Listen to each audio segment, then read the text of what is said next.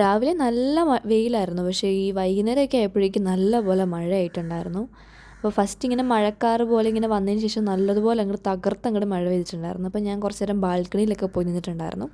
എന്തായാലും മഴയൊക്കെ അല്ലേ, ഇപ്പോൾ ഒരു മാഗിയൊക്കെ ഉണ്ടാക്കി കഴിക്കാമെന്ന് വിചാരിച്ചിട്ട് ഞാൻ ഈ ഒരു നെസിൻ്റെ hot and spicy Korean veg ഇതുണ്ടാക്കി കഴിച്ചിട്ടുണ്ടായിരുന്നു. അടിപൊളി ആട്ടോ ഈ സാധനം. ഇത് ഭയങ്കര എരിവാണ്. ഇതിൻ്റെ മസാല എല്ലാം കൂടി ഇടുവാണെങ്കിൽ നല്ല എരിവാണ്. പക്ഷേ ഞാൻ എൻ്റേതായ രീതിയിൽ കുറച്ച് മസാലയൊക്കെ ഇട്ടിട്ട് ഒരു വേറെ രീതിയിലാണ് ഉണ്ടാക്കുന്നത്. അപ്പോൾ അങ്ങനെ ഉണ്ടാക്കി കഴിച്ചാൽ എനിക്ക് ഇഷ്ടപ്പെടത്തുള്ളൂ. ഇന്ന് ഞാൻ എന്തായാലും എൻ്റെ അവസാനത്തെ ഹാഫ് ഇയർലി എക്സാമിന് വേണ്ടി പ്രിപ്പയർ ചെയ്യുന്നതാണ് നിങ്ങളെ കാണിക്കാൻ പോകുന്നത്.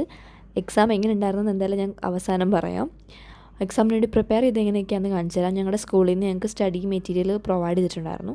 അപ്പോൾ ഞാൻ വിചാരിച്ചു അതും റെഫർ ചെയ്യാം, ടെക്സ്റ്റ് ബുക്ക് നോക്കാം, നോട്ട് നോക്കാം, എല്ലാം നമുക്കിടയ്ക്ക് ചെയ്യാമെന്ന് വിചാരിച്ചു. കാരണം എൻ്റെ മിക്ക സംഭവങ്ങളും മിക്ക സിലബസും കംപ്ലീറ്റ് ആയിരുന്നു. അപ്പോൾ ജസ്റ്റ് ഒന്ന് വായിച്ചിട്ടാൽ മാത്രം മതി, റിവൈസ് ചെയ്താൽ മാത്രം മതി. അപ്പോൾ അതിൻ്റെ ഇടയിൽ ഐസ്ക്രീം കൊണ്ടുവന്നിട്ടുണ്ടായിരുന്നു അമ്മ. അപ്പോൾ അതിരുന്ന് കഴിച്ചിട്ടുണ്ടായിരുന്നു അരുൺസിൻ്റെ. എനിക്ക് ഐസ്ക്രീം കിട്ടിയപ്പോഴേക്കും ഡബിൾ സന്തോഷം. എനിക്ക് മഴയത്ത് ഐസ്ക്രീം കഴിക്കുന്നത് ഭയങ്കര ഇഷ്ടമാണ്. അപ്പോൾ ഈ സമയമൊക്കെ ആയപ്പോഴേക്കും നല്ലപോലെ മഴയും പെയ്യുന്നുണ്ടായിരുന്നു. അപ്പോൾ നല്ല ക്ലൈമറ്റ് ആയിരുന്നു. നല്ലപോലെ ഇരുന്ന് പിന്നെ പഠിക്കാനൊരു മൂഡുണ്ടായിരുന്നു അന്നത്തെ ദിവസം.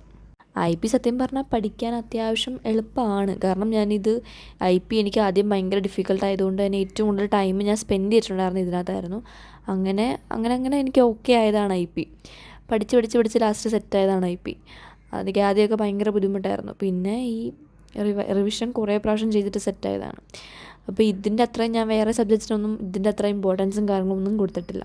അപ്പോൾ എക്സാം എങ്ങനെ ഉണ്ടായിരുന്നു ഞാൻ പറയാം. എക്സാം വലിയ കുഴപ്പമുണ്ടായില്ല. എനിക്ക് MCQs അടിപൊളിയായിരുന്നു. ഇതിനകത്ത് വന്ന MCQs ഒക്കെ എനിക്ക് ആൻസർ ചെയ്യാൻ പറ്റി. കാരണം എൻ്റെ സ്റ്റഡി മെറ്റീരിയൽ നോക്കിയിട്ട് ഞാൻ MCQs റെഫർ ചെയ്തിട്ടുണ്ടായിരുന്നു. പിന്നെ ഒരു ചാപ്റ്ററിൻ്റെ ഇതായിരുന്നു പൈത്തണിൻ്റെ ഞാൻ 2 മാർക്കിൻ്റെ ക്വസ്റ്റ്യൻസും 3 മാർക്കിൻ്റെ ക്വസ്റ്റ്യൻ നോക്കിയിട്ടുണ്ടായിരുന്നു. അങ്ങനെ കുറച്ചൊക്കെ നോക്കിയിട്ടാണ് പോയിട്ടുണ്ടായിരുന്നത്. പിന്നെ രാവിലെ എഴുന്നേറ്റ് പ്രാക്ടീസും ചെയ്തിട്ടുണ്ടായിരുന്നു. അങ്ങനെ MCQs എനിക്ക് അടിപൊളിയായിട്ട് എനിക്ക് മൊത്തം അറിയാമായിരുന്നു. MCQs മിക്കതും അറിയാമായിരുന്നു. ഒരു 2 3 പോയിട്ടുണ്ടാവും. 18 മാർക്കാണ് MCQന്.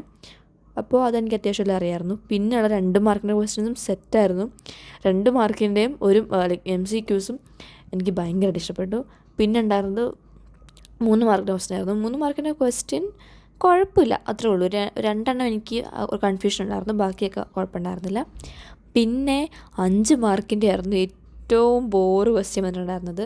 5 മാർക്കിൻ്റെതിനകത്ത് ഒരെണ്ണം എന്തോ എനിക്ക് നന്നായിട്ട് അറിയാമായിരുന്നു. ബാക്കി 2 എനിക്ക് ആദ്യം വായിച്ചപ്പോഴേക്കും ഒന്നും മനസ്സിലായില്ല. പിന്നെ കുറേ നേരം കഴിഞ്ഞിട്ട് ഈ സംഭവം കിട്ടിയത്. അങ്ങനെ ഞാൻ എന്തൊക്കെയോ എഴുതിയിട്ടുണ്ട്, കറക്റ്റ് ആവുമെന്ന് തോന്നുന്നു. പിന്നെ 4 മാർക്കിൻ്റെ ക്വസ്റ്റ്യൻ ഉണ്ടായിരുന്നു 2 ആ 4 മാർക്കിൻ്റെ ക്വസ്റ്റ്യൻ അടിപൊളിയായിരുന്നു. 4 മാർക്കിന് 2 ക്വസ്റ്റ്യനും എനിക്ക് അറിയാവുന്നതായിരുന്നു. ഞാൻ രാവിലെ എഴുന്നേറ്റ് പ്രാക്ടീസ് പോയ സെയിം ക്വസ്റ്റ്യൻ തന്നെ വന്നു. അപ്പോൾ അതെനിക്ക് ഇഷ്ടപ്പെട്ടു. അങ്ങനെ ഞാൻ അത് എഴുതിയിട്ടുണ്ടായിരുന്നു.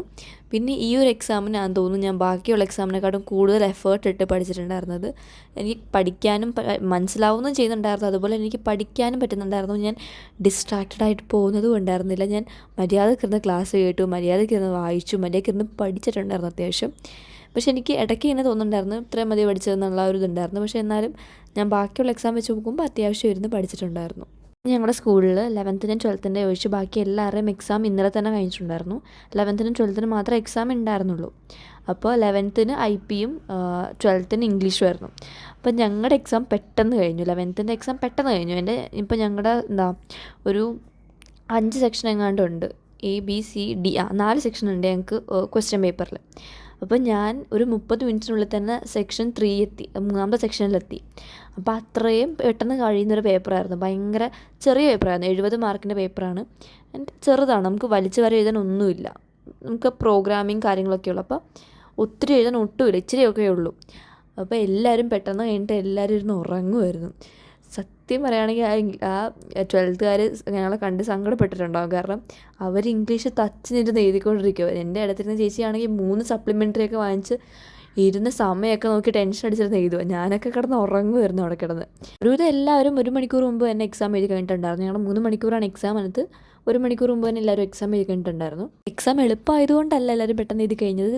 സംഭവം ഒന്നുമില്ല എഴുതാനായിട്ട്, നമുക്ക് വലിച്ചു വരെ എഴുതാനോ ഒന്നുമില്ല. പെട്ടെന്ന് കഴിയുന്ന പേപ്പർ, ആകെ ഇച്ചിരി ഉള്ളൂ അതിനകത്ത് എഴുതാനായിട്ട്. അപ്പോൾ എത്രയും പെട്ടെന്ന് നമുക്ക് എഴുതി കഴിയായിരുന്നു. പിന്നെ കുറേ നേരം പോസ്റ്റ് അടിച്ച് ഞാൻ കിടന്ന് ഉറങ്ങി കുറേ നേരം. ആദ്യമായിട്ട് ഒരു എക്സാം ഇത്രയും ഞാൻ കിടന്ന് ഉറങ്ങുന്നത്. അപ്പോൾ ഇതിൽ മാത്രമല്ല, താങ്ക്സ് ഫോർ വാച്ചിങ്.